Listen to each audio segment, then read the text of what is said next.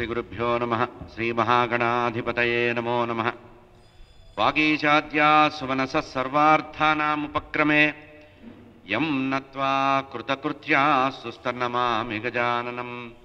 शुक्लाम्बरधरं विष्णुं शशिवर्णं चतुर्भुजं प्रसन्नवदनं ध्यायेत् सर्वविघ्नोपशान्तये। शारदा शारदाम्भोजवदनावदनाम्बुजे सर्वदा सर्वदास्माकं सन्निधिं क्रियात्। गुरवे सर्वलोकानां भिषजे भवरोगिणां निधये सर्वविद्यानां दक्षिणामूर्तये नमः। ज्ञानानन्दमयं देवं निर्मलस्फटिकाकृतिम् आधारं सर्वविद्यानां हयग्रीवमुपास्महे।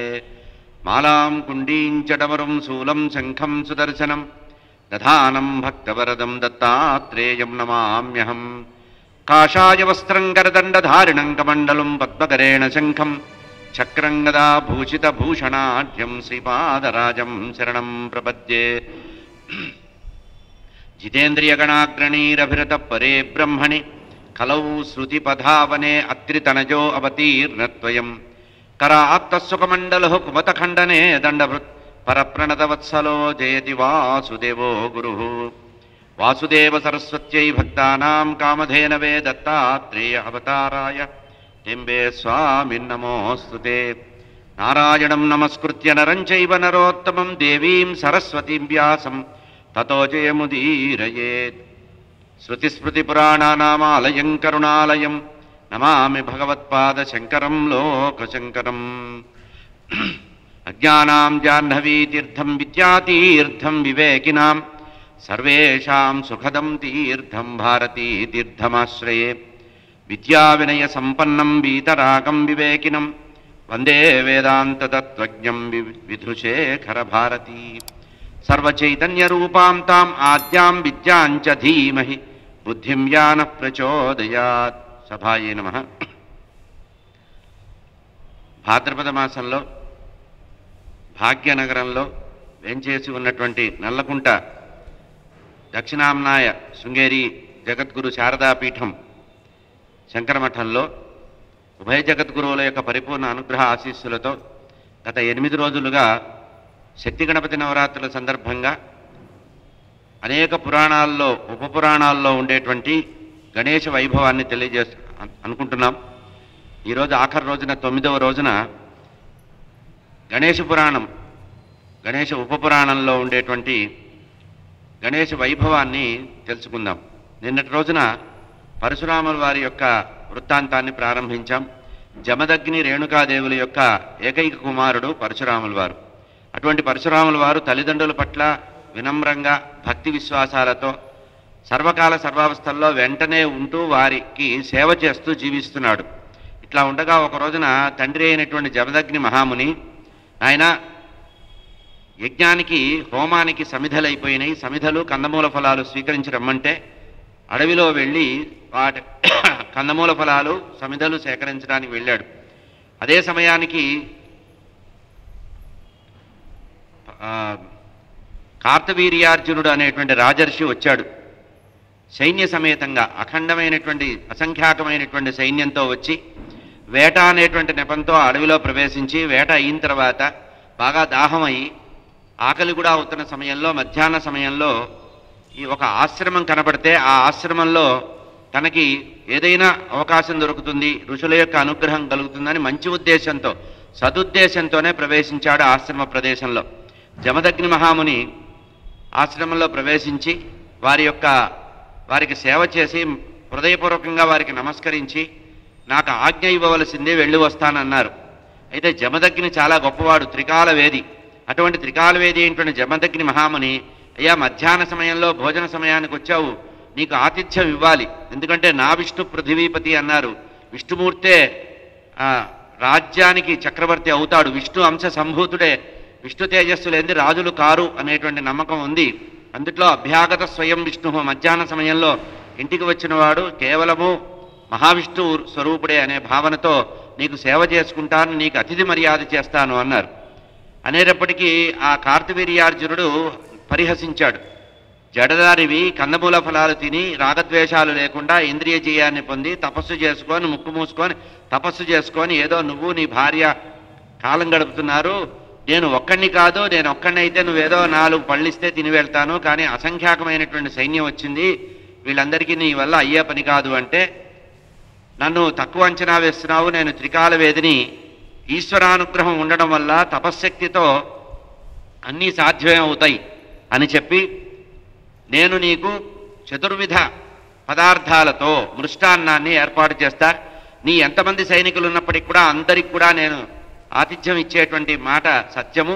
అయితే నువ్వు ప్రస్తుతం మధ్యాహ్న సమయం కనుక స్నానం చేసి సంధ్యావందనం చేసి రావాల్సింది అని ఆ కార్తవీర్యార్జునుల వారిని పంపించి యాగశాలలోకి వచ్చి భార్యని పిలిచి, ఇట్లా రాజుగారు చక్రవర్తి వచ్చాడు, భోజనార్థి అయి వచ్చాడు, మధ్యాహ్న సమయంలో అతనికి ఆతిథ్యం ఇస్తానని మాటిచ్చాను, అతను ఒకడు కాదు అనేక సైన్య పరివారాలతో ఉన్నాడు అంటే, పరమ పతివ్రతాశిరోమైనటువంటి రేణుకాదేవి కూడా వచ్చినటువంటి అతిథులకు మర్యాద చేద్దామనేటువంటి హృదయపూర్వకంగా ఆతిథ్యం ఇవ్వాలని నిర్ణయించుకుంటే, అప్పుడు యాగశాలలో కామధేనువుని ప్రార్థించారట. కామధేనువు స్మరిస్తే కామధేనువు వచ్చి చాలా అద్భుతమైనటువంటి విధు భోజనాన్ని ఏర్పాటు చేసిందని, మొత్తము భోజనమంతా చేసిన తర్వాత తాంబూలాన్ని సేవిస్తూ ఆసనంలో కూర్చొని ఆ రాజభవనాలు అవన్నీ కృత్రిమమైనటువంటి నిర్మాణము, తేజస్సు చేత తపశ్శక్తి చేత సాధించినటువంటి జమదగ్ని ఏర్పాటు చేసిన విందు భోజనాన్ని ఏర్పాటుని గమనించి, నువ్వు ఇంతకుముందు నేను చూస్తే ఒక చిన్న గుడిసె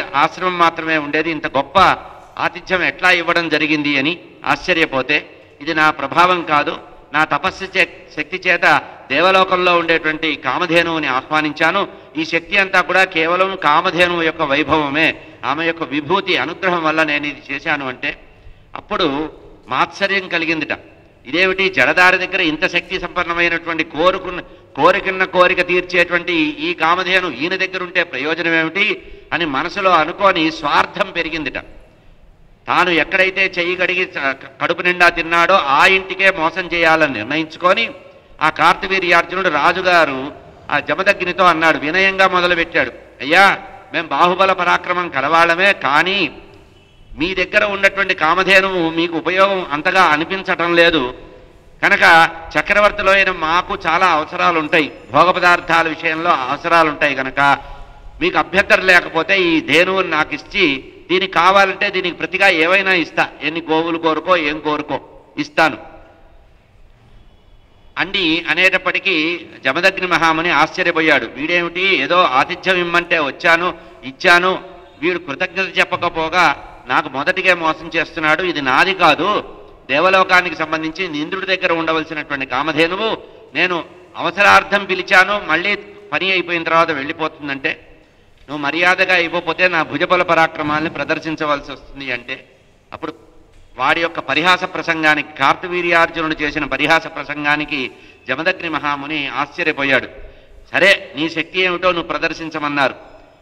ధనుర్బాణాలు తీసుకొని ఆ సైన్యంతో చెప్పాట, తన వెంట వచ్చిన సైన్యంతో చెప్పాడు, తాడుతో బంధించే కామధేనువు ఈడ్చుకురాండి మన రాజ్యానికి తీసుకెళ్దామని.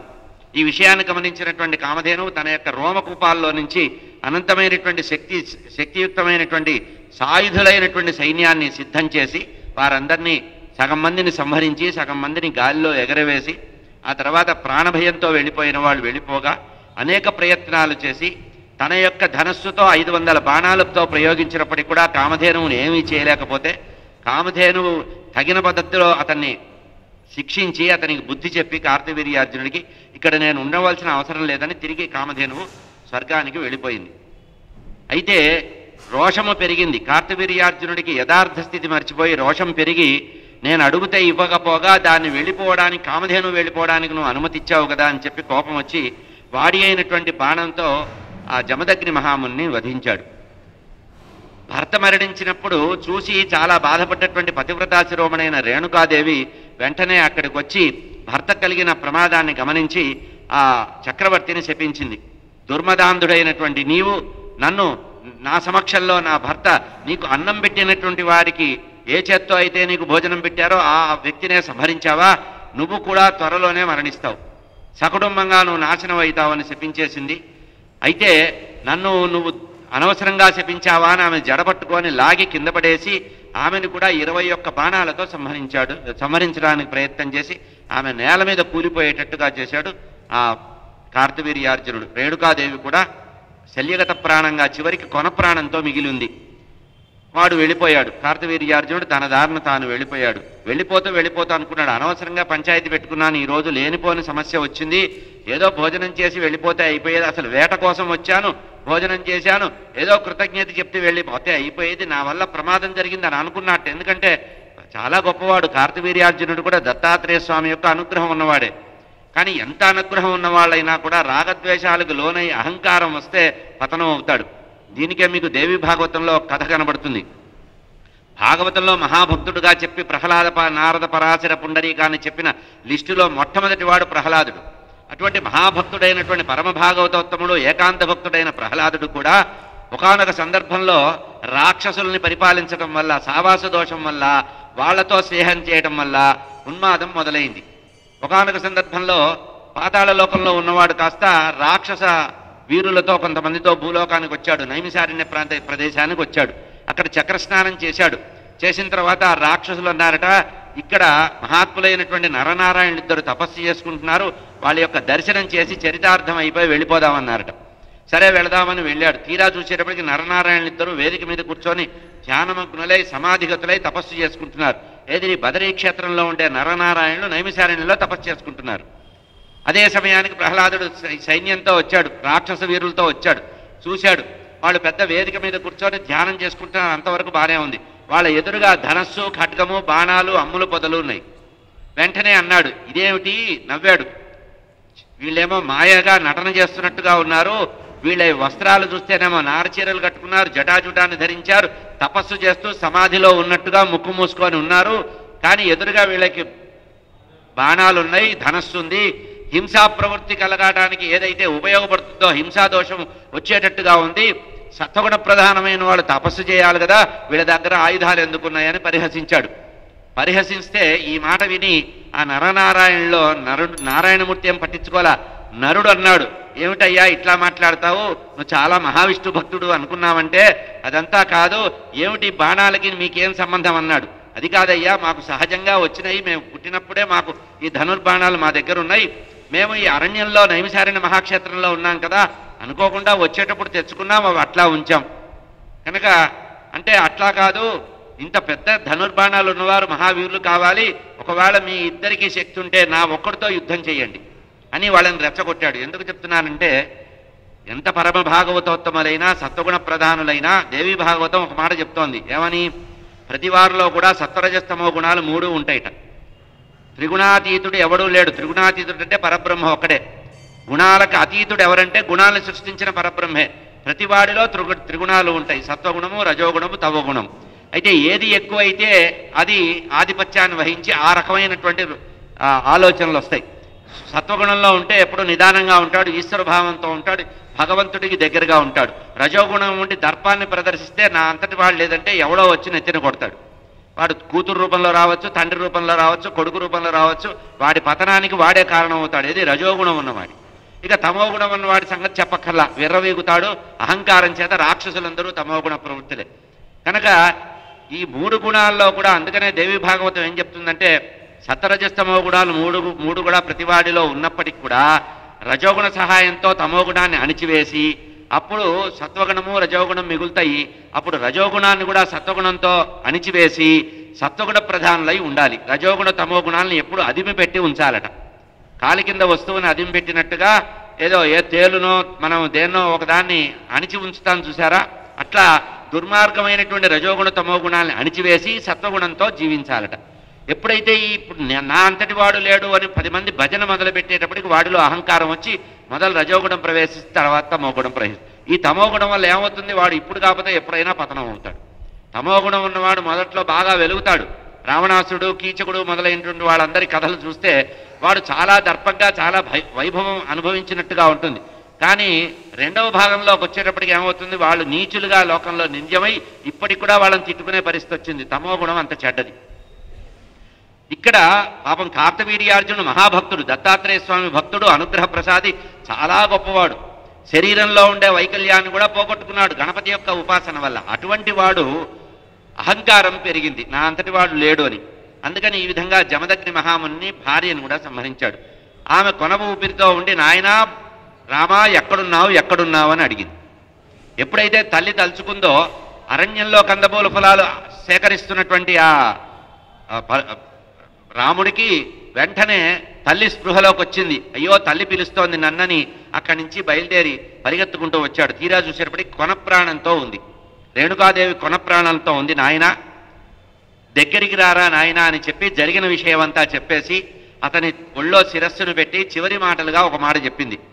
ఇట్లా కామధేనువుని పిలిచాము, అతిథి మర్యాద చేశాము, కార్తవీర్యార్జునుడు చక్కగా 1000 మంది సైనికులతో వచ్చి భోజనం చేశాడు, సంతోషపడి తృప్తిగా వెళ్ళవలసిన వాడు మమ్మల్ని సంహరించాడు, నా కళ్ళ ఎదురుగా నీ తండ్రి గారిని సంహరించారంటే తండ్రి విషయంలో విపరీతంగా బాధపడ్డాడు.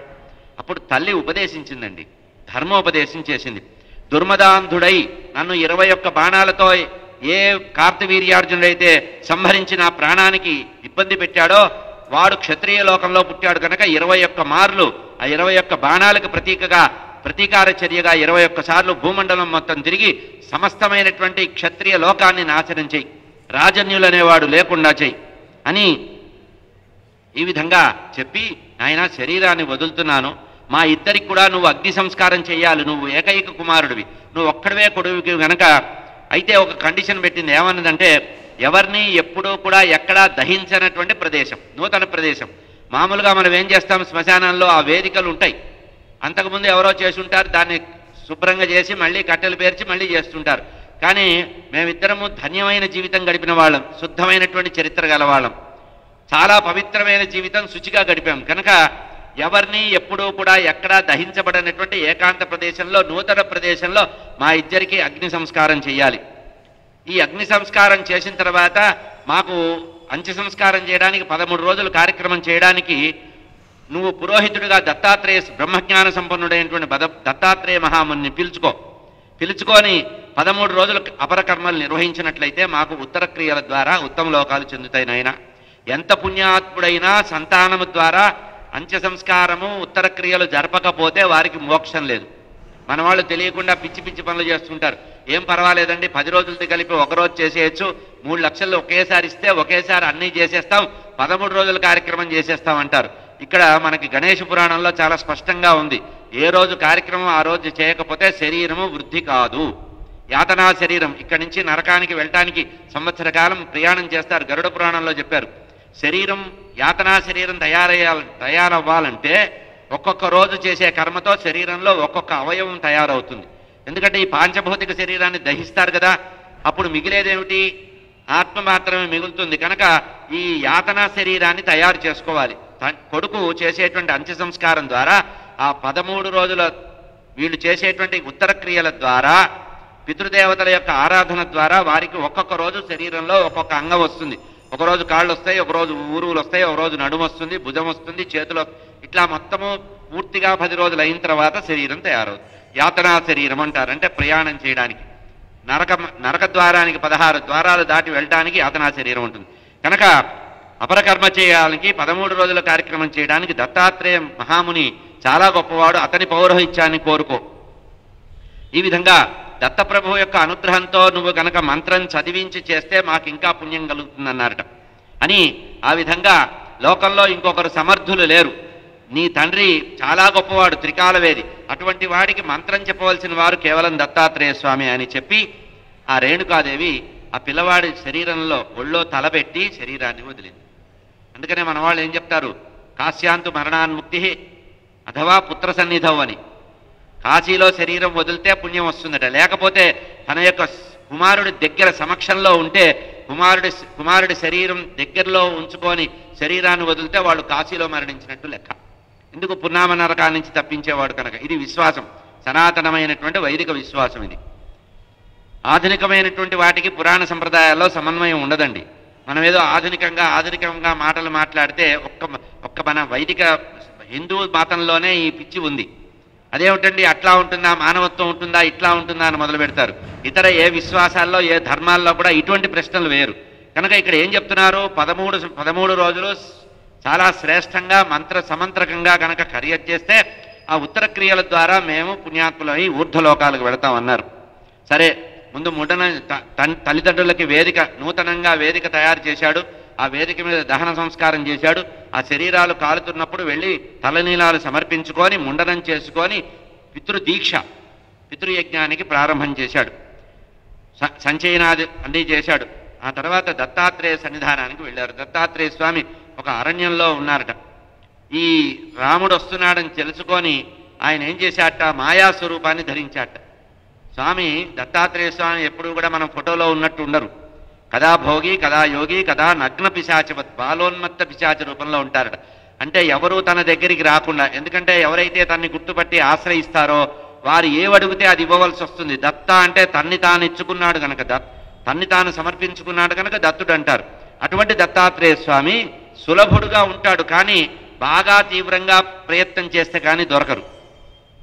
దత్తాత్రేయ సన్నిధానానికి వస్తుంటే దూరం నుంచే గమనించినటువంటి స్వామి ఏం చేశారట, మాయాస్వరూపంతో దత్తాత్రేయ స్వామి ఒక కుత్సితుడి వేషం, మలినమైనటువంటి శరీరంతో, చిరిగిపోయిన వస్త్రాలతో, ఒక ఏమీ తెలియని వాళ్ళలాగా, ఏమీ తెలియని ప్రాకృతుడిలాగా వేషం ధరించాట.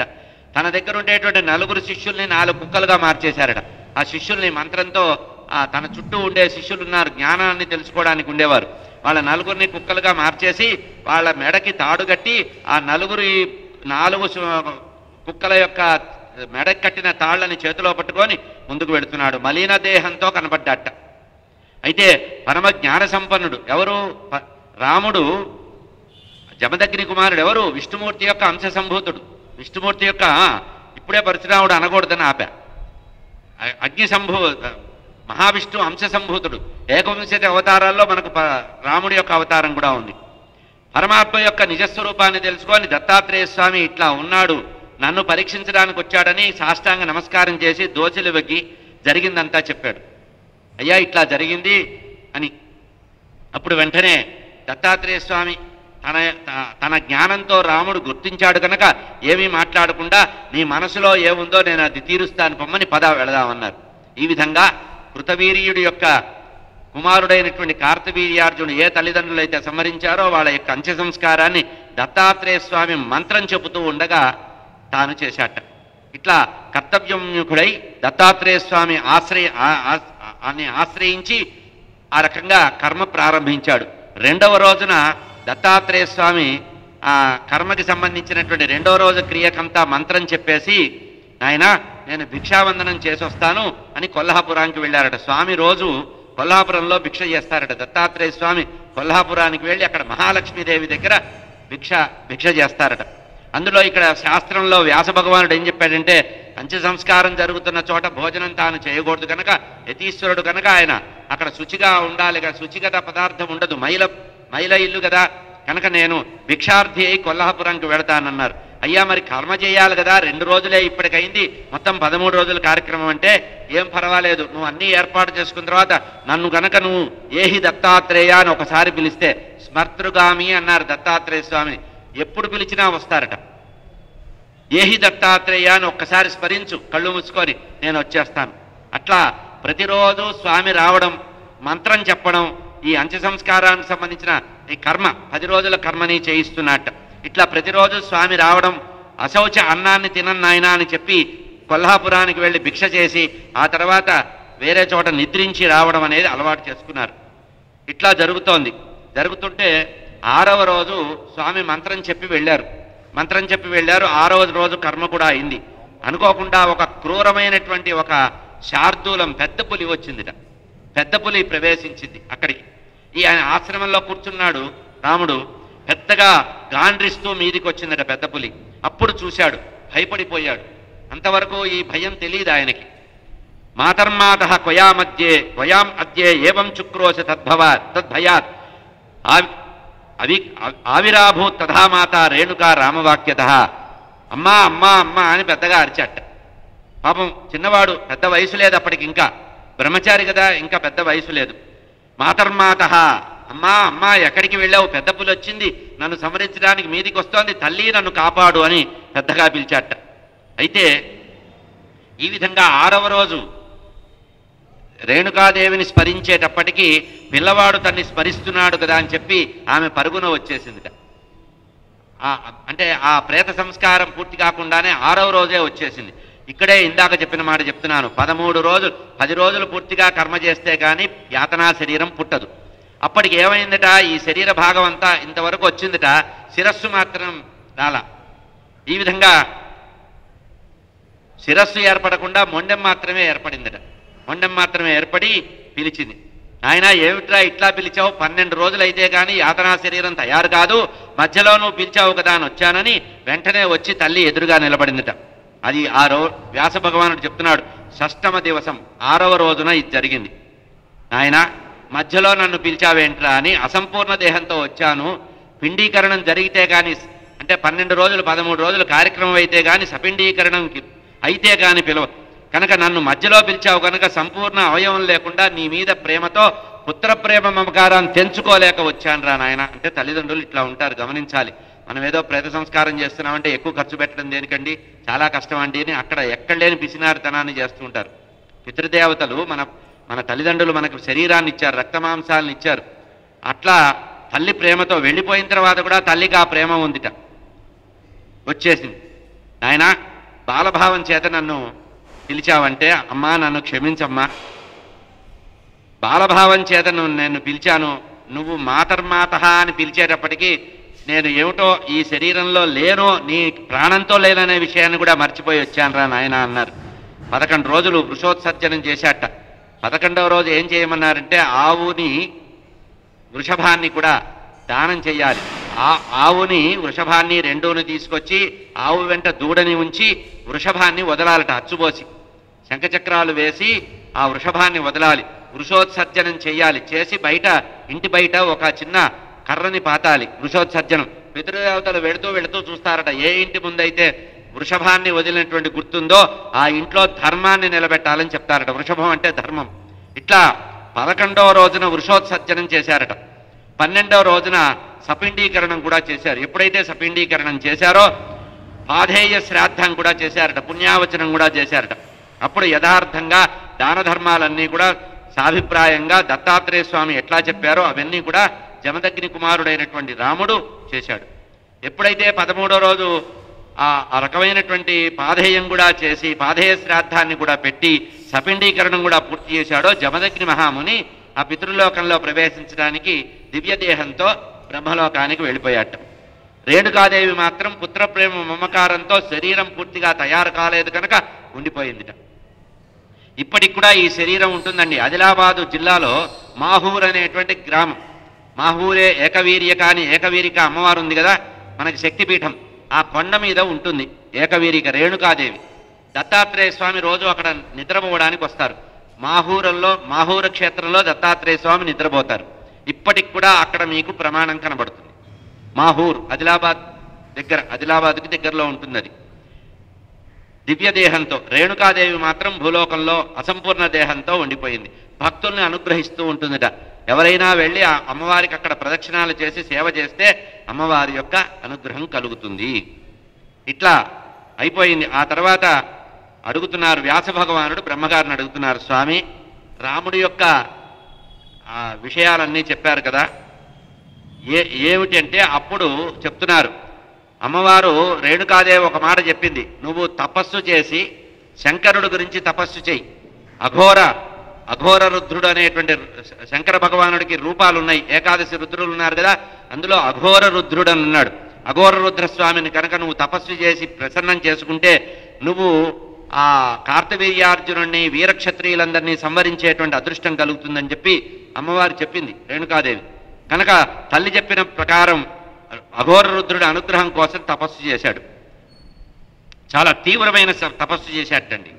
కైలాసానికి వెళ్ళి ఆ కైలాస పాద ప్రాంతంలో హిమాలయ ప్రాంతంలో ఆ రాముడు తపస్సు చేశాట. రాముడు చేసినటువంటి తపస్సుకి శంకర భగవానుడు ప్రత్యక్షమయ్యాడు. చాలా గొప్పగా స్తోత్రం చేశాడండి. ఆ స్తోత్రానికి సంతోషపడి వెంటనే ఆ బోళాశంకరుడు వచ్చాడు. వచ్చేసిన ఆయన, నువ్వు అడగవలసిన అవసరం లేదు, నీ మనసులో ఏముందో నాకు అర్థమైంది. జమదగ్ని రేణుకల యొక్క ఏకైక కుమారుడు నువ్వు, మహాజ్ఞాన సంపన్నుడివి, నువ్వు ఏ కోరుకోని నా దగ్గరికి తపస్సుకు వచ్చావో నాకు అంతా అర్థమైందని ఆ బోళాశంకరుడు ఆశీర్వదించాట. అప్పుడు మనసులో భావాన్ని చెప్పాడు రాముడు, దుష్టుడైనటువంటి కార్తవీర్యార్జునుని సంవరించేటువంటి ఆ శక్తి నాకు ఇవ్వాలి కనుక, అంతేకాకుండా వీరక్షత్రియులందరూ కూడా నశించేటట్టుగా నా చేతిలో కావాలి. 21 సార్లు నా తల్లి యొక్క శరీరాన్ని వాడు బాణాలతో హింసించి సంహరించాడు కనుక ముందుగా ఆ కార్తవీర్యార్జునుని సంహరించాలి, మా తల్లి చివరి కోరిక. అంతేకాకుండా ఈ లోకంలో మొత్తం నిస్సక్షత్రియంగా చేయాలి అంటే అప్పుడు శంకర భగవానుడు గజాననుడి యొక్క మంత్రం చెప్పాడు. అందుకని మనకి ఈ కథ వచ్చింది. గజాననుడి యొక్క మంత్రాన్ని, షడక్షర మహామంత్రాన్ని, 6 అక్షరాలు కలిగినటువంటి మహామహిమాన్వితమైనటువంటి గణేశ పరబ్రహ్మ యొక్క మహామంత్రాన్ని శంకరుడు స్వయంగా జమదగ్ని కుమారుడైనటువంటి ఆ రాముల వారికి ఇచ్చారట. ఈ షడక్షరీ మహామంత్రం 6 అక్షరాల మహామంత్రాన్ని 1,00,000 సార్లు జపించాట. 1,00,000 సార్లు జపించి అందులో 10వ వంతు హోమం చేశాట. ఎప్పుడైనా ఏదైనా ఒక జపం చేస్తే దానిలో దశాంశం హోమం చేయాలి, అందులో దశాంశం మళ్ళీ తర్పణం చేయాలి. ఇది పద్ధతి కనుక 1,00,000 జపం చేశాట, అందులో 10వ వంతు హోమాన్ని చేశాట, ఆ తర్వాత అందులో 10వ వంతుని తర్పణాలు చేశాట. ఇట్లా అందులో 10వ వంతు బ్రాహ్మణ భోజనం పెట్టాట. ఈ రకంగా చాలా భక్తితో చేసేటప్పటికీ ఆ గణేశ పరబ్రహ్మ ప్రత్యక్షమయ్యాట. ఎదురుగా వచ్చినటువంటి గణేశ పరబ్రహ్మని రాముల వారు స్తుతిస్తున్నారండి. రాముడు జమదగ్ని కుమారుడు జామదగ్ని తతః ప్రసన్నో భగవాన్ ఆవిరాసీత్ గజానన చతుర్భుజో మహాకాయో మహామాయో అతిసుందర. ఆ ప్రత్యక్షమైనటువంటి గణపతి ఎట్లా ఉన్నారట? అతిసుందరుడుగా ఉన్నట్ట. ఆయన యొక్క రూపాన్ని వ్యాస భగవానుడు చెప్తున్నాడు. నాగయజ్ఞోపవీతీచ నానాలంకార శోభిత ముకుటి కుండలీభ్రాజ చారు గండోల లసన్ముఖ ముక్తాప్రవాళ మాలాభి భ్రాజద్వక్షా మహాభుజ పరశుం కమలం దంతం మోదకాంశ చతుర్భుజే. చతుర్భుజాలు ధరించినటువంటి ఆ గణేశ పరబ్రహ్మ నాగయజ్ఞోపవితాన్ని ధరించాట. అనేకమైన అలంకారాలతో ఉన్నట్ట. కిరీటముందట, నవరత్న ఖచ్చితమైనటువంటి కిరీటముందట. గండస్థలము బాగా ప్రకాశిస్తోందట. ముక్తా ప్రవాళాలు, మెడలో నవరత్న మాలలు పెట్టుకున్నాడు. ఆ రకంగా ముత్యాల దండ కూడా వేసుకొని ఉన్నట్ట. చేతిలో పరసం, ఒక చేతిలో పరసు గండ్రగొడ్డలి ధరించాట, ఇంకో చేతిలో కమలాన్ని ధరించాట. ఆ తర్వాత మోదకాంశ, ఒక చేతిలో మోదకాన్ని పెట్టుకున్నట్ట. పుష్కరం పుష్కరే ధృత్వ, చేతిలో పుష్కరం అంటే కమలం, తామర పువ్వు. ప్రభయా భాసయన్ దదర్శ రామో సక్తం. ఇటువంటి రూపాన్ని ఆ రాములు జమదగ్ని కుమారుడు చూశాట. చూసి చెప్తున్నాడు, స్తోత్రం చేస్తున్నాడు. పరశురాముల వారు రాముడు చేస్తున్న స్తోత్రం. సహస్రాదిత్య సంకాశ నమస్తే పరమేశ్వర నమస్తే సర్వ విద్యేశ సర్వసిద్ధి ప్రదాయక. అనేక విద్యలకి నువ్వు, అనేక సిద్ధులకి, అనేక విజయాలకి నువ్వు కారణం. విఘ్నానాం పతయే తుభ్యం. నిన్ను ఎవడైతే ఆరాధిస్తాడో, నిన్ను ఉపాసిస్తాడో వాడి విఘ్నాలన్నీ పతనం అవుతాయి, నశిస్తాయి. నమో విఘ్న నివారణాయ సర్వాంతర్యామినే తుభ్యం నమః సర్వప్రియంకర. భక్తప్రియాయ దేవాయ నమో జ్ఞానస్వరూపిణే నమో విశ్వస్య కర్త్రేతే తత్పాలకాయ చ. ఈ విధంగా అనేక విధాలుగా ఆ గణేశ పరబ్రహ్మని జమదగ్ని కుమారుడు జామదగ్ని స్తోత్రం చేశాడు.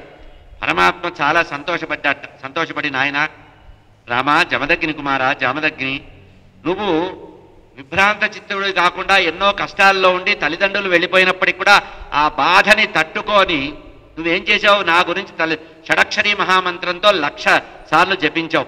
అహోరాత్రాలు తదేక దీక్షతో షడక్షరీ మహామంత్రాన్ని హృదయంలో స్థాపన చేసుకొని నన్ను హృత్పుండరీకంలో నన్ను మంత్రాధిష్ట దేవత అయినటువంటి నన్ను ఉపాసించావు కనుక నువ్వు ఏం కావాలన్నా యథేచ్ఛగా కోరుకో అంటే అప్పుడు పరశురాముడు అంటున్నాడు, నీ దివ్యమైనటువంటి దేహాన్ని పూర్తిగా నా కళ్ళతో చూశానే, ఇంతకంటే నాకేం కావాల్సిన అవసరం లేదు.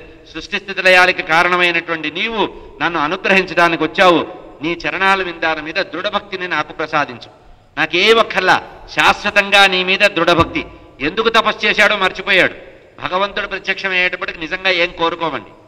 దానికి ప్రమాణం మీరు తిరుపతి క్షేత్రానికి వెళ్తావు, ఎన్నో ముడుపులు కట్టుకుంటాం, ఎన్నో మొక్కులు మొక్కుకుంటాం. తీరా అక్కడికి వెళ్ళేటప్పటికీ ఆ దివ్యమంగళ విగ్రహాన్ని చూసి మర్చిపోతాం ఏం కోరుకున్నాము. మళ్ళీ గంట దగ్గరకు వచ్చేటప్పటికి మన గుండె దడ మొదలవుతుంది. ఏదో కోరుకోవాలని వెనక్కి తిరిగితే వాడు ఒక తోపు దోస్తాడు, బయటపడతాడు. భగవంతుడు ఒక విగ్రహం దగ్గరే మనం ఏం కోరుకోలేమే, అటువంటిది గణేశ పరబ్రహ్మ ఎదురుగా వస్తే ఏం కోరుకోలేక దృఢమైనటువంటి భక్తిని నాకు అనుగ్రహించు, శాశ్వతంగా ఎప్పుడు నీ మీద మనసు నిలబడేటట్టుగా ఉండమంటే అప్పుడు సర్వవరప్రదుడైనటువంటి మహాగణపతి అంటున్నాడు, నాయన నువ్వు దృఢభక్తితో నా మీద తపస్సు చేశావు, నా గురించి నేను వరమిస్తానని ప్రలోభ పెట్టినా కూడా నువ్వు ప్రలోభానికి లోను కాకుండా నా మీద అచంచలమైనటువంటి భక్తిని ప్రదర్శించావు కనుక నువ్వు వద్దనుకున్నా, నువ్వు అడక్కపోయినా నీకు ఇస్తున్నా. ఇదిగో నా చేతిలో ఉండే పరశువు, ఈ పరశువు గండ్రగొడ్డలు నీకు ఇస్తున్నా. ఇది నీకు దుష్ట శిక్షణ కోసం ఇస్తున్నా. నువ్వు ఎవరినైతే సంహరించాలని మీ తల్లి దగ్గర ప్రతిజ్ఞ చేశావో, మీ తల్లి యొక్క కోరిక ఏమిటో ఆ కోరిక తీర్చడానికి ఈ ఆయుధాన్ని వాడుకో. అందుకని పరశువు చేతిలో ఉన్నది కనుక జమదగ్ని కుమారుడికి పరశురాముడు అని పేరు. తండ్రి పెట్టిన పేరు రామ అని, అందంగా ఉన్నాడు కనుక రామ అని పేరు పెట్టాడు. పరశువు చేతిలో ఉంది కనుక పరశురాముడు అయ్యాడు. అటువంటి పరశురాముడు వెంటనే తపస్సును చాలించి అక్కడ ఒక ఆలయాన్ని నిర్మించాటండి. వరద గణపతి అనేటువంటి ఒక వరప్రదుడైనటువంటి గణపతి, వరాలు ఇచ్చాడు కదా, గణపతి ప్రత్యక్షంగా వచ్చి వరప్రదానం ఇచ్చాడు కనుక వరద గణపతి దేవాలయాన్ని స్థాపించాట. అక్కడ భోజనాలు పెట్టాట, దక్షిణ నమస్కారాలు చేశాట, ప్రదక్షిణాలు చేశాట, అనేక దాన ధర్మాలు చేశాట.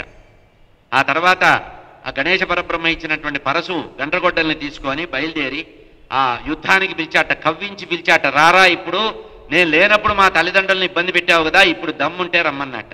పిలిచి ఎదురుగా పిలిచి యుద్ధం చేసి అతని 1000 బాహువుల్ని ఖండించేశాట, నరికి వేశాడు. సొరకాయ తరి చేసినట్టు 1000 బాహువులు, కార్తవీర్యార్జునుడు యొక్క 1000 బాహువుల్ని పరశురాముల వారు సంహరించారు. ఆ తర్వాత 21 మార్లు భూమండలం అంతా తిరిగి నిక్షత్రియం చేశాడు. క్షత్రియుడు అనేవాడు శాంపిల్కి కూడా లేకుండా 21 సార్లు భూమండలాన్నంతా కూడా జయించి సమస్తమైనటువంటి భూలోకమంతా ఆయన వశమైపోయింది. రాజులందరూ వెళ్ళిపోయారు. దాన్ని మొత్తం బ్రాహ్మణులకి దానం ఇచ్చేశాట. బ్రాహ్మణులకు దానం ఇచ్చేసి మహేంద్రగిరి పర్వతం మీద తపస్సు చేసుకుంటున్నట్ట. దీనికి మీకు ఎంత ఆశ్చర్యకరమైన కథ కలుస్తుందంటే, ఉడిపి క్షేత్రం దగ్గరికి వెళ్ళండి. అక్కడ సముద్రం ఉంది, 10 కిలోమీటర్ల దూరంలో సముద్రం ఉంది.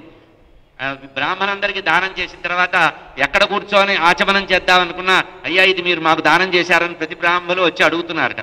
చివరికి ఏం చేశాట, సముద్రుడిని ప్రార్థించాట. అయ్యా ఉన్న భూమినంతా బ్రాహ్మణులకి దానం చేసేశాను, నాకు కొంచెం స్థలం ఇమ్మని ఆ సముద్రుడిని ప్రార్థిస్తే సముద్రుడు వెనక్కి వెళ్ళాట. అదే మనకి ఉడిపి క్షేత్రం. సముద్రం వెనక్కి వెళ్ళిందట. పరశురాముడు ప్రార్థిస్తే సముద్రం వెనక్కి వెళ్ళి చోటిచ్చిందట. అందుకనే శృంగేరి క్షేత్రంలో పరశురామ క్షేత్రం అని, రామక్షేత్రే అని సంకల్పం చెప్తారు చూసారా.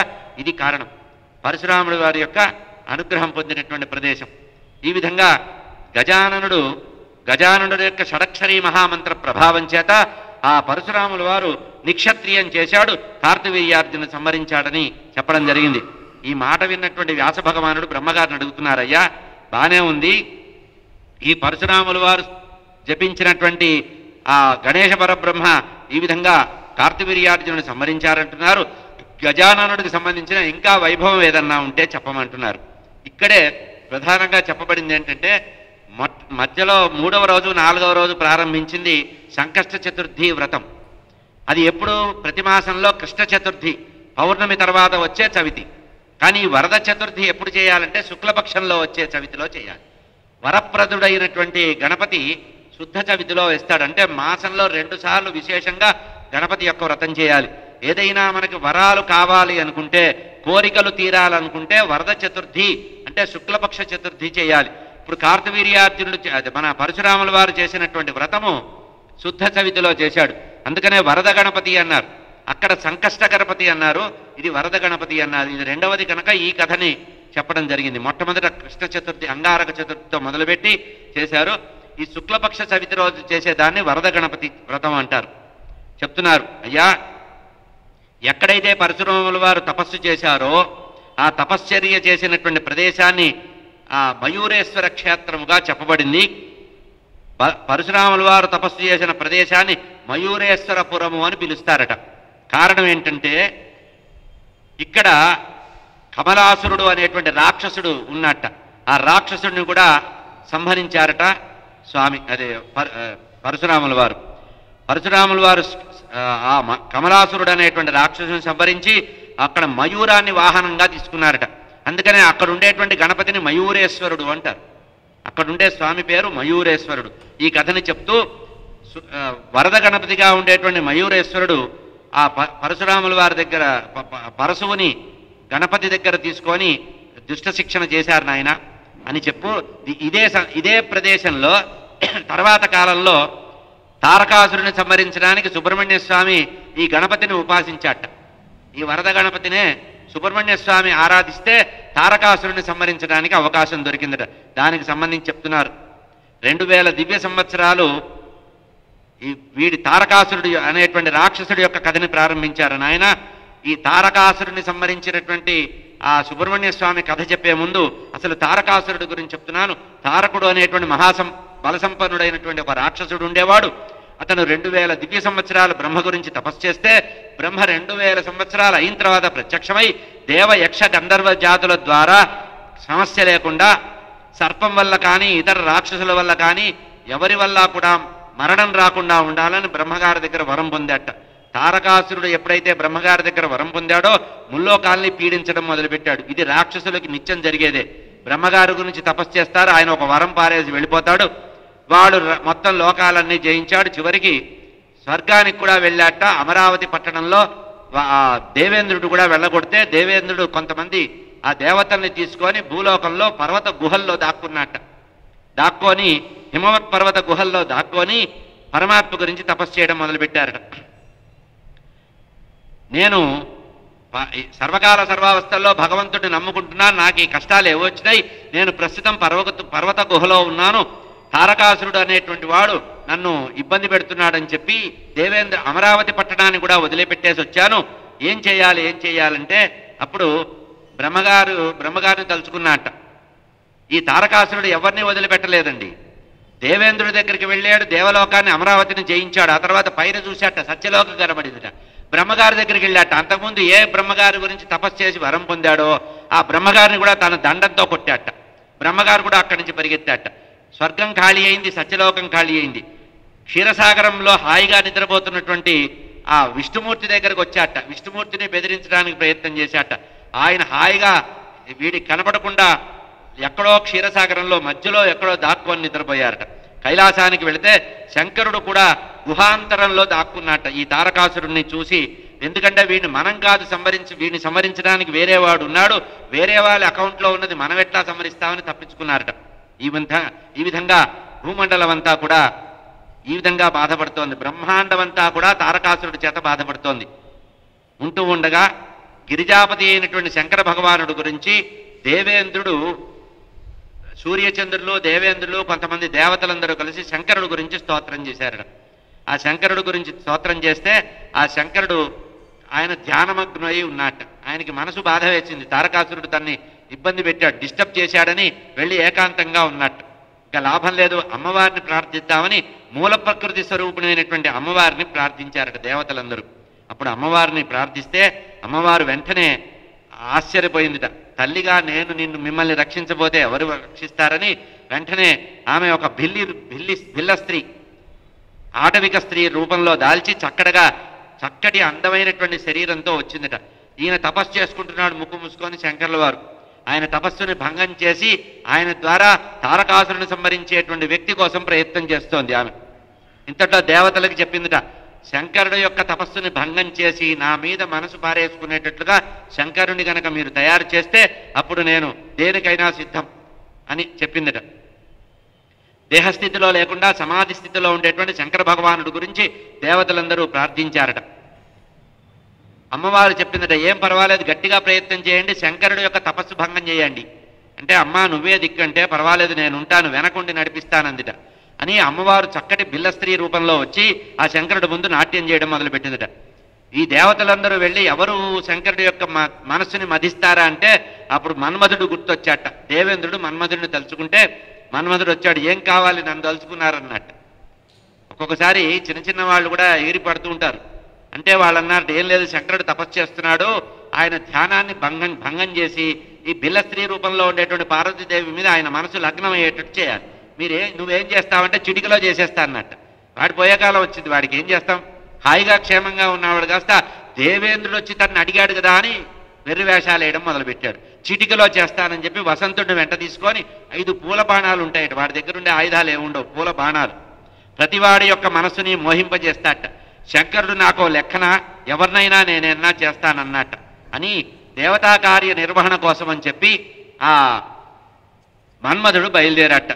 ఎవరు రతీదేవిని వెంట తీసుకొని శంకరుడు తపస్సు చేస్తున్నటువంటి తపస్సు చేస్తున్న ప్రదేశానికి వచ్చి అప్పుడు యథార్థంగా ఎండాకాలంట, కానీ వసంతుడిని పిలిచి వసంత ఋతువుగా విజృంభించమంటే అక్కడ ఎండ చెమట అంతా పోయి చక్కగా తపోభూమి అంతా కూడా ఉద్యానవనాలతో నిండిపోయిందట. పూలు పళ్ళు అన్ని రకరకాల పదార్థాలతో నిండిపోయిందట. ఈ విధంగా అందరి యొక్క హృదయాలని ఆకర్షిస్తున్నటువంటి ఆ మన్మధుడు అందరి మనసుల్ని దోచేసుకున్నట్ట. ఇట్లా ఉంటూ ఉండగా అమ్మవారు నాట్యం చేస్తోంది, అయ్యవారు తపస్సు చేసుకుంటున్నాడు. వీరిద్దరి మధ్యలో చక్కటి మధురమైనటువంటి పూల యొక్క వాసన, సుగంధభరితమైనటువంటి పూల వాసనని కురిపించాట మన్మధుడు. తన యొక్క బాణాలని విదిలించాట మన్మధుడు. అప్పుడు శంకరుడికి తపోభంగమైందిట. ఒక్కసారిగా తపోభంగమయ్యి ఏమిటిది, ఈ పరిస్థితి కారణం ఎవరని చూశాట. వణికిపోతూ చెట్టు వెనక్కి దాక్కున్నట్ట మన్మధుడు. అయినా సరే శంకరుడు మళ్ళీ కళ్ళు మూసుకున్నట్ట. చిరాకు పడ్డాడు, కళ్ళు మూసుకున్నాడు. కానీ వీడు ఏమనుకున్నాడు, శంకరుడు తనని యాక్సెప్ట్ చేశాడు అనుకున్నాడు, నన్ను అంగీకరించాడు అనుకొని ఆ పక్కకొచ్చి బాణం వేయబోయాట. ఈ విషయాన్ని గమనించినటువంటి శంకరుడు, ఎవడ్రా నువ్వు దుర్మార్గుడా అని కోపంగా ఎర్రటి కళ్ళు చేసి మూడవ కన్ను తెరవబోయాట. ఇంతట్లో దేవతలు అన్నాట, స్వామి స్వామి రక్షించు రక్షించు అన్నారట. దేవతల యొక్క మాట నోట్లో నుంచి వచ్చి స్వామి చెవిన పడే లోపల మూడవ కన్ను తెరిచి వాడిని భస్మం చేశాట. ఈ విధంగా మన్మధుడు శరీరాన్ని వదిలాడు. ఆ భిల్ల రూపంలో ఉండేటువంటి ఆటవిక స్త్రీ రూపంలో ఉండేటువంటి పార్వతీదేవి ఇదంతా చూసి భయపడిపోయిందిట. ఆమె కూడా దగ్గర రావడానికి లేకుండా మళ్ళీ శంకరుడు కళ్ళు మూసుకొని ధ్యానంలోకి వెళ్ళిపోయాట. అప్పుడు రతీదేవి వచ్చి ప్రార్థించిందిట, అమ్మా నీకోసం కదా మా ఆయన శరీరాన్ని వదిలేశాడు, మళ్ళీ మా భర్త యొక్క శరీరం తిరిగి పొందేటట్లుగా రావాలంటే ఏమి లేదు, మేమిద్దరం కూడా విహరించి మేమిద్దరం ఏకమై వివాహం చేసుకొని మేమిద్దరం కనుక మా యొక్క సంతానం ద్వారా ఆ తారకాసురుడు మరణిస్తాడు, ఆ తర్వాత నీ భర్త జీవిస్తాడు పొమ్మని చెప్పేసిందిట. ఆ తర్వాత అందరికీ తెలిసిందే శివకళ్యాణం కథ. మనకి సమయం లేదు కనుక ఆ కథనంతా కూడా సంగ్రహంగా చెప్తున్నా. శివకళ్యాణం జరిగింది. పార్వతీ పరమేశ్వరులకి హిమవంతుడి యొక్క కుమార్తెగా పెళ్ళయింది. ఆ తర్వాత వీళ్ళు విహరించారు, అనేక లోకాలు విహరించారు. ఆ హిమాలయ పర్వత ప్రాంతాలంతా కూడా తిరిగారట. ఆ తర్వాత దేవతలు బాధపడ్డారు, ఇంత చేసి ఈ పెద్ద ఆయనకి పెళ్లి చేస్తే వీళ్ళ ద్వారా వచ్చే సంతానం ఆ తారకాసురుని సంహరిస్తారంటే ఈయన అన్ని వదిలిపెట్టి హనీమూన్ బయలుదేరాడు, మన పరిస్థితి ఏమిటని బాధపడ్డారట. అప్పుడు అనుకున్నారట, బ్రహ్మగారు చెప్పారట, ఏమీ లేదు, ఆ శివ చైతన్యం ఏదైతే ఉంటుందో శివుడి యొక్క చైతన్యాన్ని మీరు నిక్షిప్తం చేసుకోగలిగితే, సంపాదించగలిగితే ఆ తారకాసురుని సంహరించేటువంటి సేనాని, దేవసేనాని పుడతాడు అన్నారట. సరే బాగానే ఉంది, ఆయన యొక్క తేజస్సు మనం తీసుకుంటాం, ఎవరు ధరిస్తారంటే అందరినీ భరించేవాడు అగ్నిదేవుడు ఉన్నాడు కదా అని అగ్నిదేవుడిని పిలిస్తే ఆ మన్మధుడిలాగా అగ్నిదేవుడు కూడా రొట్టలేసుకుంటూ ముందుకొచ్చాట, దేన్నైనా నేను భరిస్తాను తీసుకురండి అని. అప్పుడు శివ చైతన్యాన్ని వాళ్ళు ప్రార్థిస్తే శివుడు తన యొక్క చైతన్యాన్ని ఇస్తే ఆ చైతన్యాన్ని అగ్నిదేవుడు తీసుకొని అది భరించలేక అయ్యో లబోదిబో అని మొత్తుకొని తన శరీరం మండిపోతున్నా, ఎవడు అగ్నిదేవుడే మండిపోతున్నానని బాధపడ్డాట. ఏం చెయ్యాలంటే అప్పుడు నేను తట్టుకోలేనని గంగాదేవి యొక్క ఒడ్డున రెల్లు పొదల్లో వదిలేస్తే ఆ తర్వాత కృత్తికలు ఆ పిల్లవాడిని పెంచితే ఆ పిల్లవాడు పుట్టాడు. ఈ విధంగా 6 కృత్తికలు శివ చైతన్యం ద్వారా వచ్చినటువంటి పరమాత్మని అంటే శివకుమారుడిని పెంచడం మొదలుపెట్టారు. గంగాదేవి కూడా ఈ రకంగా గంగాదేవి అనుగ్రహించిందిట. అంటే అనేక ప్రదేశాల్లో ఏకకాలంలో అనేక మందికి కుమారుడుగా అయ్యాడు. ఇది అంటే మనకి ఇంతమంది దేవతలు ఉన్నా కూడా సుబ్రహ్మణ్య స్వామి గొప్పతనం ఏంటంటే ఏకకాలంలో అనేక మందికి కుమారుడుగా అయ్యాడు. అనేక మంది తల్లులు కృత్తికలు, ఆ కృత్తికల 6 వచ్చి పిల్లవాడికి పాలు తాగిద్దాం అనుకున్నారట. అప్పుడు 6 ముఖాలతో 6 తల్లుల్ని అనుగ్రహించాట. అందుకని షణ్ముఖుడు అయ్యాడు. 6 ముఖాలతో 6 కృత్తికల యొక్క స్తన్యాన్ని తీసుకున్నట్ట. ఈ విధంగా నారద యోగిందుల వారు అక్కడికి వచ్చారు, చూశాడు, శంకర శివకుమారుడు జన్మించాడని చెప్పాడు. పార్వతీ పరమేశ్వరులు మేళతాళాలతో వచ్చారు, అతన్ని తీసుకొని వెళ్ళారు. అతనికి 6 భుజాలు వచ్చినాయట. 6 భుజాలు, 6 శిరస్సులు, 12 భుజాలు, 12 భుజాలు, 6 ముఖాలు, 12 చేతులు వచ్చినాయట. తల్లిదండ్రులు ఇద్దరు కూడా పిల్లవాడిని తీసుకున్నారట. ఇప్పుడు ఎంతమందికి పిల్లవాడయ్యాడంటే గంగాదేవికి, అగ్నిదేవుడికి, అగ్నిదేవుడు కొడుకుగా పిలువబడతాడు. అందుకనే మీరు గమనించండి, ఎప్పుడు సుబ్రహ్మణ్య స్వామి క్షేత్రం ఉన్నా కూడా అక్కడ ఎప్పుడూ కూడా నిరంతరం అభిషేకం చేస్తూ ఉంటారు. మీరు తిరుత్తని క్షేత్రానికి వెళ్తే ప్రతి గంటకి కూడా ఒకసారి ఆ సహస్ర ధారలు పడేటట్లుగా జల్లెడతో స్నానం చేయిస్తుంటారు. కారణం ఏంటంటే అగ్నితత్వం కలవాడు, ఆయన ప్రసన్నం చేసుకుంటూ ఉంటారు. గంగాదేవి ఆ పిల్లవాడిని పెంచిందిట, కృత్తికలు పెంచినాయట. అగ్నిదేవుడు, ఈ విధంగా పార్వతీదేవి ఎంతో మందికి ఏకకాలంలో కుమారుడయ్యారు. ఎంతమందికి కుమారుడయ్యాడంటే వ్యాస భగవానుడు చెప్తున్నాడు, గంగాదేవికి, అగ్నిహోత్రుడికి, పార్వతీదేవికి, ఆ రకంగా శంకరుడికి ఇంతమంది కుమారుడయ్యాడు. కృత్తికా నక్షత్రంలో జన్మించాడు కనుక, కార్తీక మాసంలో జన్మించాడు కనుక కార్తికేయుడు అన్నారట. కృత్తికా నక్షత్రంలో జన్మించాడు కనుక కూడా కార్తికేయుడు అంటారు. పార్వతీనందరుడుగా ఉన్నాడు. రెల్లు పొదల్లో వదిలి గంగానది ఒడ్డున రెల్లు పొదల్లో పెరిగాడు కనుక శరద్వీపము కనుక శరజన్ముడయ్యాడు, శరవణుడు అయ్యాడు. శరవణ భవ అంటారు సుబ్రహ్మణ్య స్వామిని. అట్లా కృతికలు పెంచారు కనుక కార్తికేయుడు. 6 ముఖాలు ఉండడం వల్ల షణ్ముఖుడు అయ్యాడు. 6 తల్లులు పెంచారు కనుక షాన్మాతరుడయ్యాడు. తారకాసురుణ్ణి సంహరించాడు కనుక తారకాజిత్ అయ్యాడు. 6 ముఖాలు ఉండడం షడాననుడయ్యాడు. దేవతలందరికీ కూడా సేనానాయకుడు అయ్యాడు కనుక సేనాని అనేటువంటి పేరుతో పిలిచారు. స్కంధుడయ్యాడు. ఒక స్థానం నుంచి ఇంకొక స్థానానికి తేబడ్డాడు కనుక స్కంధుడయ్యాడు. వెంటనే పార్వతీ పరమేశ్వరులు దేవతలందరి యొక్క కోరిక ప్రకారం సుబ్రహ్మణ్య స్వామికి దేవసేనాధిపత్యాన్ని ఇచ్చారు. ఆ దేవసేనాధిపత్యాన్ని ఇచ్చిన తర్వాత అతను గణపతికి శుక్ల చతుర్థి రోజున గణపతి వ్రతం చేశాడు. తండ్రిని అడిగాట, అయ్యా వీళ్ళు దేవతలందరూ అడుగుతున్నారు, ఎవరో రాక్షసుడు వచ్చాట, ఆ రాక్షసుని సంహరించాలంటే ఏం చేయాలంటే నీకు ఒక వ్రతాన్ని ఉపదేశిస్తాను నాయనా అని వరద గణపతి వ్రతాన్ని ఉపదేశించారట. శంకరుడు స్వయంగా ఆ సుబ్రహ్మణ్య స్వామికి, కుమారస్వామికి వరద గణపతి వ్రతాన్ని ఇచ్చారు. ఇది శుక్ల చతుర్థి రోజు చేసేది. ప్రతి మాసంలో మొదటి 4వ రోజు అమావాస్య వెళ్ళిన తర్వాత, అది పౌర్ణమి తర్వాత చవితి, అది కృష్ణ చవితి, ఇది శుద్ధ చవితి. వరద గణపతి వ్రతాన్ని ఉపదేశించారట. ఈ వరద గణపతి వ్రతాన్ని ఎప్పుడు ఉపదేశించారంటే శ్రావణ మాసంలో శుక్లపక్షంలో చతుర్థి రోజున ఉపదేశించారట. కనుక నాయన దీన్ని కనుక నువ్వు ఈ వ్రతాన్ని చెయ్యాలన్నారు. ఈ వ్రతానికి ప్రధాన విధానం ఏం చెప్పారంటే నువ్వుల పిండితో నలుగు పెట్టుకొని అభ్యంగన స్నానం చేసి నిత్యనైమిత్తిక కర్మలన్నీ చేసి కోపాన్ని జయించాలట. ఈ వ్రతం చేసేటప్పుడు మనసులో కోపం రాకూడదుట. సంయమనం పాటించాలి, మౌనంగా పాటించాలి, అష్టదళ శ్రీగంధాన్ని ధరించాలట, అష్టదళ పద్మాన్ని ముగ్గు వేయాలట, పరమాత్మని బంగారు ప్రతిమ చెయ్యాలట. ఆ తర్వాత 21 రకాల పిండి వంటలు తయారు చేసి 21 కాసులు ముద్రలు అన్నారు. అంటే బంగారు కాసులు కానీ రాగు కాసులు కానీ నాణ్యాలు, రూపాయి బిళ్ళలు ఇప్పుడైతే తెల్లటి లేదా పచ్చటి వస్త్రం కూర్చి దాని మీద దూర్వాంకురాలు గరికపోచల్ని పెట్టి అపరాధ క్షమాపణ చేసి పార్థివ గణపతిని పూజ చేయాలటండి. బంకమన్నుతో చేసిన గణపతిని తయారు చేయాలట. అది మనవాళ్ళు వినాయక చవితికి దోశారు. కానీ మనకి గణేష పురాణంలో శ్రావణ మాసంలో శుక్లపక్షంలో చవితి రోజు చేసేటువంటి వ్రతాన్ని వరద గణపతి వ్రతం అంటారు. ఇది పార్థివ గణపతి. పృథ్వీతత్వం అంటే బంకమన్నుతో చేసినటువంటి గణేష విగ్రహాన్ని తయారు చేసి ఆ రోజంతా శుక్ల చతుర్థి రోజున అంతా కూడా శ్రావణ శుక్ల చతుర్థి రోజున చేసి 1 నెల రోజులు చేయాలట ఈ వ్రతం. ఈ నెల రోజులు అంటే భాద్రపద శుద్ధ చతుర్థి వచ్చే వరకు పూజ చేసి ఆ చతుర్థి రోజున, అంటే ఎన్ని చతుర్థులు వస్తాయి? 3 చతుర్థులు వస్తాయి అంతే కదా. శ్రావణ శుద్ధ చతుర్థి, శ్రావణ బహుళ చతుర్థి, భాద్రపద శుద్ధ చతుర్థి, 3 చవితులు వస్తాయి. 3 చవితులు కూడా పూజ చేసి రాత్రి జాగరణం చేసి గణేష పురాణాన్ని విని ఉపాఖ్యానాన్ని అంతా చదువుకొని మర్నాడు ఋషి పంచమి వస్తుంది. ఏది? వినాయక చవితి మర్నాడు ఋషి పంచమి. బ్రహ్మాండం. ఈ రకంగా గణేష పురాణాన్ని చదువుకోవాలట. చదువుకొని రాత్రంతా కూడా జాగరం చేసి మర్నాడు ఋషి పంచమి వస్తుంది కనుక, అంటే భాద్రపద శుద్ధ పంచమి రోజున ప్రాతకాలంలో సంధ్యావందనాదులు చేసుకొని ఆ తర్వాత ఆ మేళతాళాలతో ఆ విగ్రహానికి అలంకారాలు చేయాలట. అభిషేకం చేసి గణపతికి అభిషేకం చేసిన తర్వాత మేళతాళాలతో ఉద్వాసన చెప్పాలట.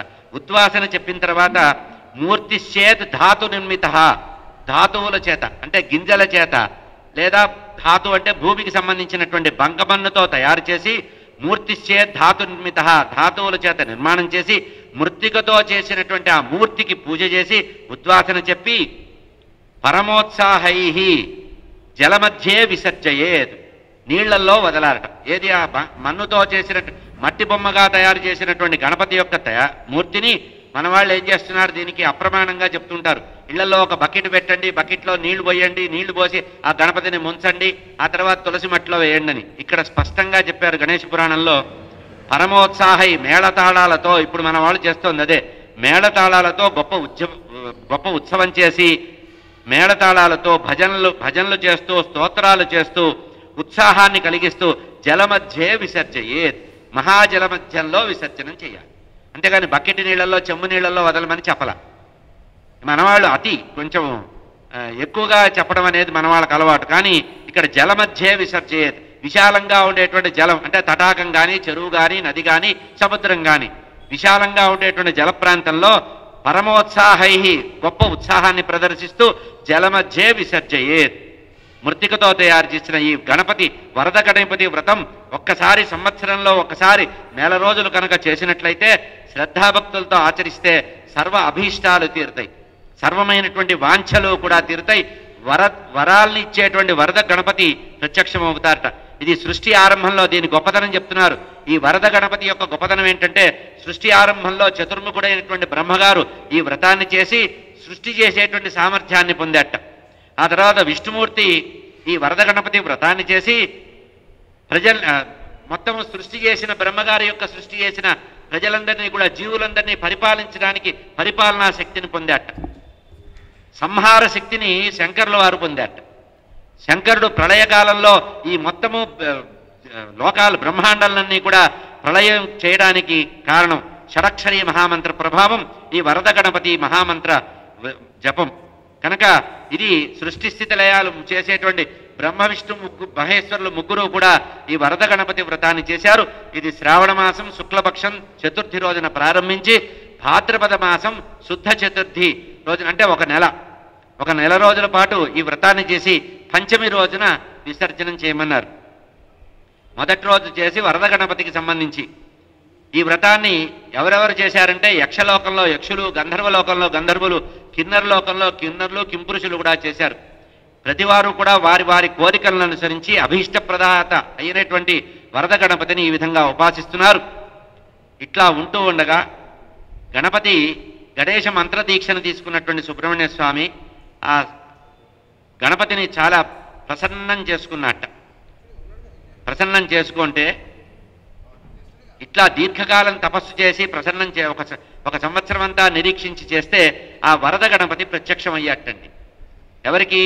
స్కంధుడికి, సుబ్రహ్మణ్య స్వామికి వరద గణపతి ప్రత్యక్షమయ్యారట. ప్రత్యక్షమయ్యి స్వామి ఎదురుగా నిలబడితే అమితానంద భరితుడయ్యాట సుబ్రహ్మణ్య స్వామి. సోదరుడే, వరుసకి సోదరుడైనా లెక్కకి లెక్కే, ఎక్కడికక్కడే కదా, ఆఫీస్లో ఆఫీసరే, ఇంటికి వచ్చిన తర్వాత అన్నో తమ్ముడో అవుతాడు.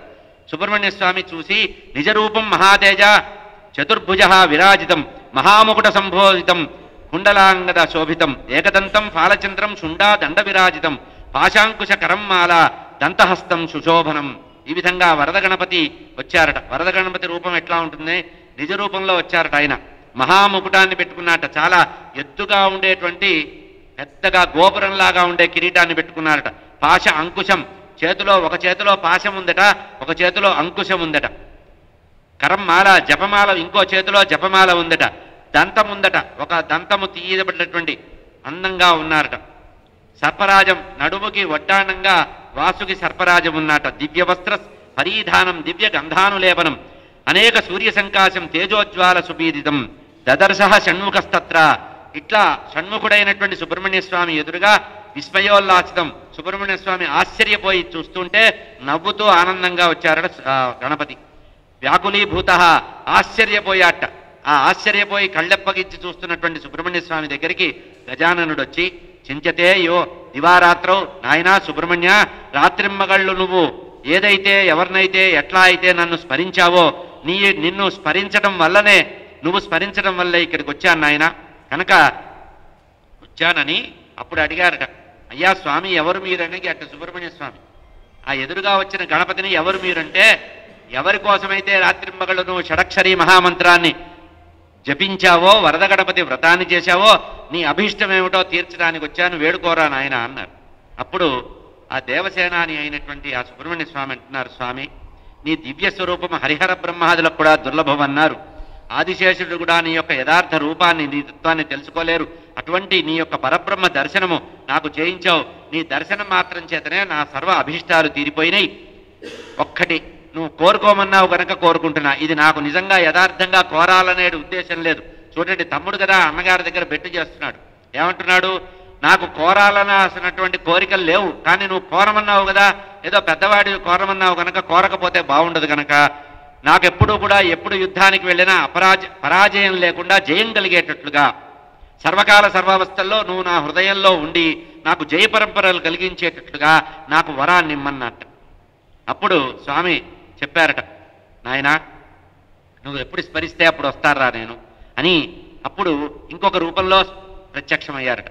ఆ రూపాన్ని వదిలిపెట్టి ఇంకొక రూపంలో వచ్చారట. ఈ వచ్చిన రెండవ రూపాన్నే లక్ష్య గణపతి అన్నారండి. లక్ష్య వినాయకుడు మహారాష్ట్ర దేశంలో ఉంది ఇది. లక్ష్య వినాయకుడు అనేటువంటి రూపంతో స్వామి వచ్చారట. కోరికలన్నీ తీర్చడానికి కల్పవృక్షంలాగా పరమాత్మ ఉన్నారట. ఇతను మయూర వాహనం మీద ఉంటాడు. ఇంతేకాకుండా నువ్వు యుద్ధం చేయాలంటే తారకాసురుడితో సామాన్యం కాదు, వాడు మహామాయావి, నీకు ఒక వాహనం ఇస్తున్నానని చెప్పి అంతకుముందు తాను ఏ వాహనం మీద అయితే మయూర వాహనం మీద ఉన్నాడో ఆ మయూరాన్ని ఇచ్చేశాట. కనుక ఇప్పుడు సుబ్రహ్మణ్య స్వామి ఉన్నటువంటి వాహనము ఎవరిచ్చారు? అది గణపతి ఇచ్చింది. మన గణపతి ఇచ్చిందే సుబ్రహ్మణ్య స్వామి ధరించారు. ఆ మయూర వాహనాన్ని పెట్టుకో, మయూర ధ్వజుడని పేరు తెచ్చుకో, తారకాది రాక్షసులందరినీ కూడా అతి సులభంగా నా అనుగ్రహంతో నువ్వు సంహరిస్తావు. నీకు ఏ క్షేత్రంలో అయితే నేను దర్శనమిచ్చానో ఆ క్షేత్రంలో నేను శాశ్వతంగా ఉండిపోతా, యుగ యుగాల పర్యంతం ఉండిపోతా. నన్ను అందరూ కూడా లక్ష్య గణపతి అంటారు. ఏదో ఒక లక్ష్యాన్ని మనసులో పెట్టుకొని కోరికలు సాధించడానికి మనం చేసేటువంటి వ్రతం కనుక లక్ష్య వినాయకుడు అనేటువంటి పేరుతో ఉంటారట. ఎవరైతే నా దగ్గరికి వచ్చి నన్ను లక్ష సంఖ్యలో గరికతో, లక్ష సంఖ్యలో పుష్పాలతో, లక్ష ఉండ్రాలతో, లక్ష దూర్వాంకురాలతో నన్ను పూజిస్తారో వాళ్ళ యొక్క కోరికల్ని నేను తీరుస్తా. కనుక వాళ్ళ లక్ష్యాన్ని తీర్చడానికి లక్ష సంఖ్య పరిమితం చేసుకున్నారు. మొన్నటి వ్రతంలో 21 సంఖ్యగా చెప్పాం, ఇప్పుడు లక్ష సంఖ్య. మయూర వాహనుడై కైలాసానికి బయలుదేరాట సుబ్రహ్మణ్య స్వామి. అక్కడ దేవసేనాధిపతిగా పట్టాభిషేకం చేసుకొని తారకాసురుడి దగ్గరికి యుద్ధానికి వెళ్ళి ఆ తారకాసురుడిని సంహరించడం, తారకాసుర సంహారం చేసి సుబ్రహ్మణ్య స్వామి విజయం పొందడం అంతా కూడా జరిగిందట. ఈ సుబ్రహ్మణ్య స్వామి ఎక్కడ ఇదంతా చేశాడు అంటే కృష్ణేశ్వరము అనేటువంటి ప్రదేశంలో చేశారట. ఎందుకంటే ఇంతకుముందు గృషుణేశ్వరుడు అనేటువంటి రాజు పరిపాలించిన ప్రదేశంట. ఇది ఎక్కడుందంటే నాసికా త్రయంబకేశ్వరుడు దగ్గర ఉంటుంది.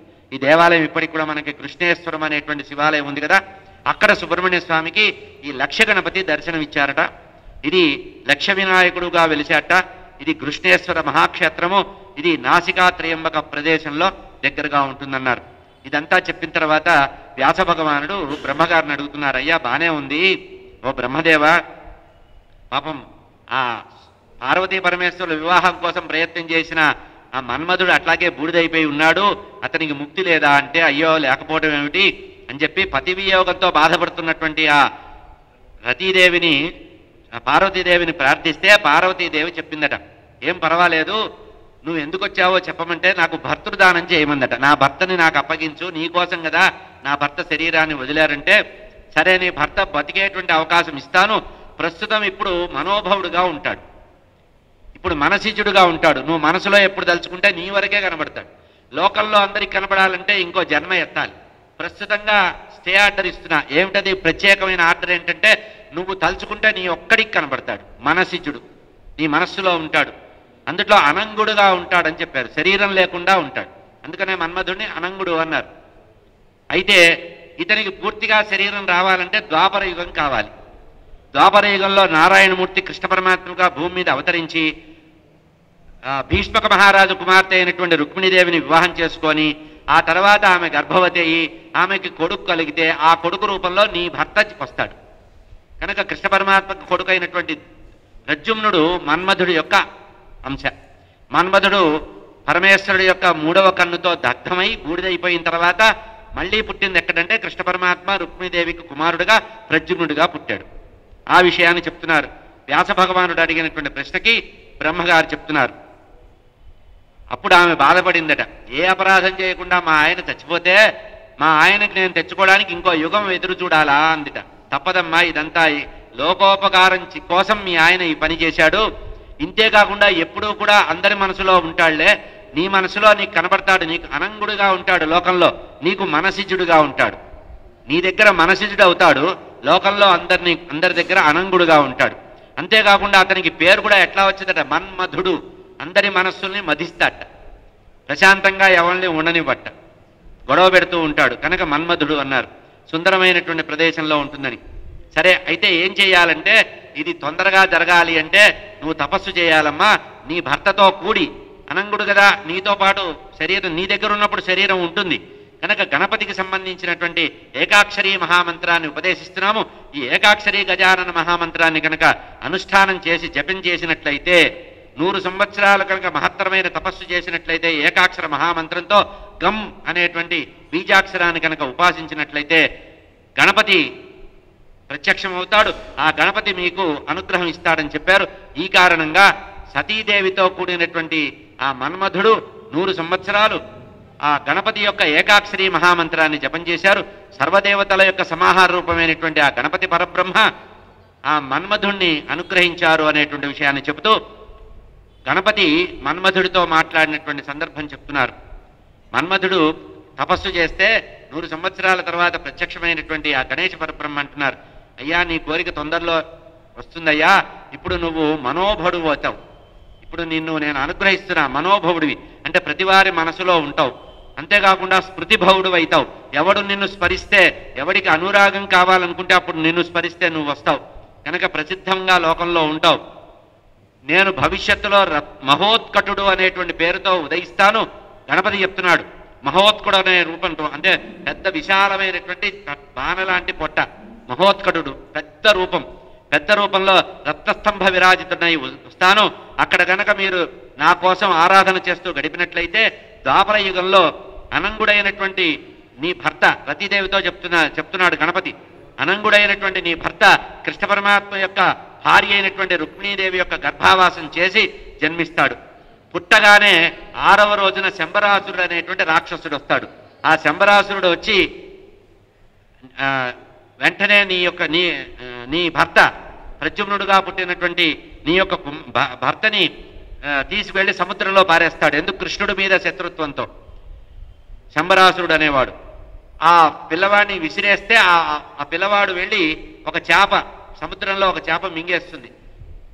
చేపలు పట్టేవాడు వచ్చి ఈ వలలు వేసి ఆ చేప దొరికితే తీసుకెళ్ళి అదే శంబరాసురుడి యొక్క భోజనశాలలో వండి పెట్టమని చెప్పి ఇస్తే ఆ వంట చేసేవాడు మాయాదేవి అనేటువంటి రూపంతో, రతీదేవి మాయాదేవి రూపంలో అక్కడికి వెళుతుంది. వెళ్తే ఆ చేపని సగానికి కోస్తే అందులో నుంచి పిల్లవాడు వచ్చాడు. ప్రద్యుమ్నుడు బయటకు వచ్చాడు. ఆ ప్రద్యుమ్నుడు మాయాదేవి చాలా జాగ్రత్తగా పెంచింది.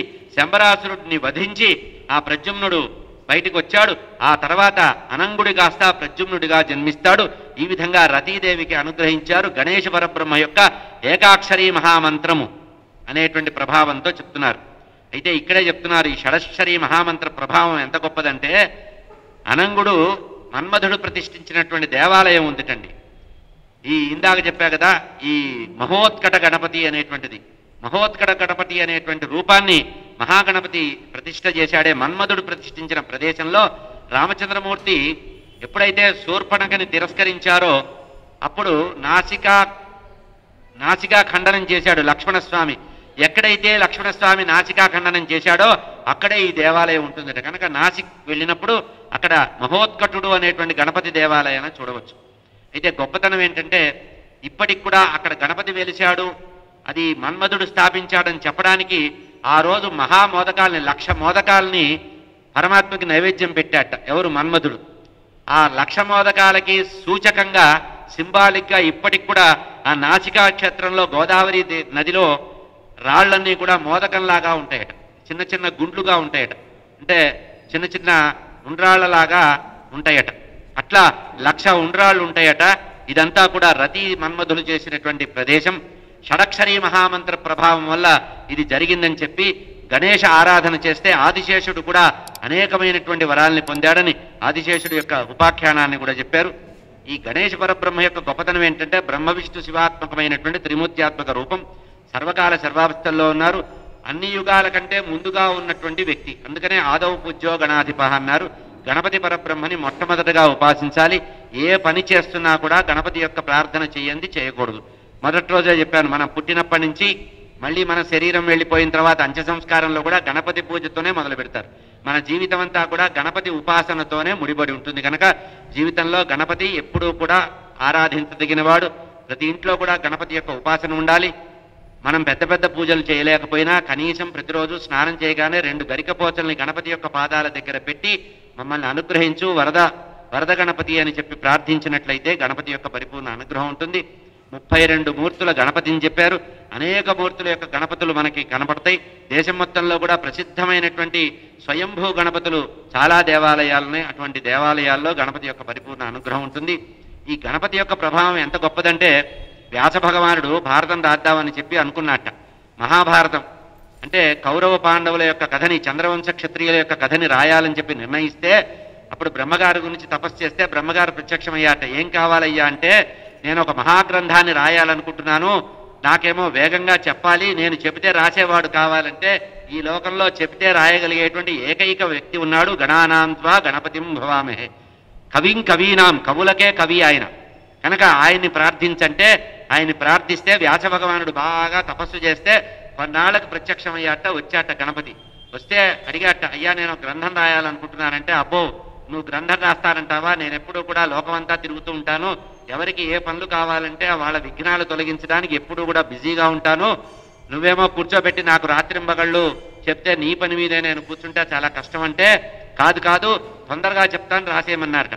అప్పుడు గణపతి ఒక కండిషన్ పెట్టాట, నా గంటము రాయడం మొదలు పెడితే నువ్వు ఎక్కడ ఆపితే అక్కడ నేను ఆపేసి ఆ రోజు పోస్ట్పోన్ చేసి వెళ్ళిపోతా. నేను చెబుతూ ఉంటే నువ్వు చెబుతూ ఉంటే నేను రాస్తూ ఉంటా.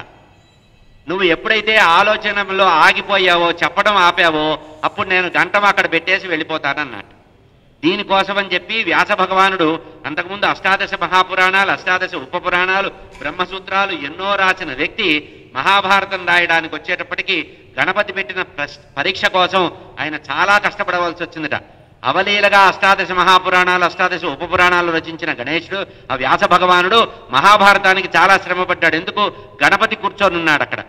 కనుక గణపతి చెబుతుంటే రాస్తుంటే మధ్యలో కఠినమైన శ్లోకాలు వేస్తే అయితే గణపతికి వ్యాసుడు ఒక కండిషన్ పెట్టాట. ఏమని? నువ్వు ఏం రాసినా కూడా అర్థం తెలుసుకోకుండా రాయొద్దు. నువ్వు నేను చెప్పిన శ్లోకాలన్నీ రాసుకుంటూ పో, నేను చెప్పినప్పుడు అర్థం కాకపోతే ఆలోచిస్తూ ఉంటే నువ్వు ఆలోచించి నీకు అర్థం తెలిసిన తర్వాత వదిలిపెట్టమన్నట్ట. ఇట్లా ఈయన ఆలోచించే లోపల మధ్యలో కొన్ని ముడి లాంటి శ్లోకాలు, గ్రంథి శ్లోకాలు అంటారు, అటువంటి శ్లోకాలు రాస్తే మళ్ళీ ఆలోచించుకునేవాడు. కనుక మహాగణపతి రచించినటువంటి మహాగ్రంథము అంటే చెప్పింది వ్యాస భగవానుడైనా కూడా ఆ మహాగణపతి యొక్క వరప్రసాదం వల్లనే మహాభారత గ్రంథం వచ్చింది.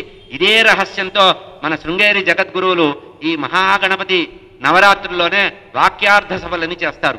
పండితులందరికీ కూడా గట్టి సభ అది. అటువంటి జగద్గురువుల యొక్క పరిపూర్ణ అనుగ్రహం మనందరి మీద ఉండాలి. ఉభయ జగద్గురువుల యొక్క పరిపూర్ణ అనుగ్రహంతో నల్లకుంటలో వేంచేసి ఉన్నటువంటి ఆ అమ్మవారి యొక్క పాద సమీపంలో శక్తి గణపతి నవరాత్రుల్లో జగద్గురువుల యొక్క పరిపూర్ణ అనుగ్రహంతో 9 రోజులు గణేశ వైభవాన్ని యథాశక్తి చెప్పుకోవడం జరిగింది. ఇటువంటి మహత్తరైన అవకాశంలో వాతావరణ అనుకూలత లేకపోయినా మొదటి రోజు నుంచి చివరి రోజు వరకు రోజు వర్షం పడుతున్నా కూడా భక్తులు శ్రద్ధగా రావడం అనేది కొంచెం ఆశ్చర్యకరమైన విషయం. మీ అందరి యొక్క శ్రద్ధ వల్ల యథాశక్తిగా స్కాంద పురాణము, శివపురాణము, బ్రహ్మవేర్త పురాణము, గణేశ ఉపపురాణము, ముద్గల పురాణం అనేటువంటి పురాణ గ్రంథాల్లో ఉండేటువంటి గణేశ పరబ్రహ్మకు సంబంధించిన వైభవం అంతా కూడా గురువుల యొక్క అనుగ్రహంతో యథాశక్తి తెలుసుకోగలిగాం. ఇటువంటి అవకాశం మహత్తరమైందిగా భావన చేస్తూ అందరూ కూడా ఆ శక్తి గణపతి యొక్క పరిపూర్ణ అనుగ్రహం పొందాలని కోరుతూ స్వస్తి ప్రజాభ్య పరిపాలయంతాం న్యాయేన మార్గేణ మహిమహీషా గోబ్రాహ్మణేభ్య శుభమస్తు నిత్యం లోకాః సమస్తాః సుఖినో భవంతు కాలే వర్షతు పర్జన్యః పృథివీ సస్యశాలినీ దేశోऽयं క్షోభరహితః బ్రాహ్మణాः సంతు నిర్భయా అపుత్రాः పుత్రిణः సంతు పుత్రిణः సంతు పౌత్రిణः అధనాः సధనాः సంతు జీవంతు శరదాం శతం.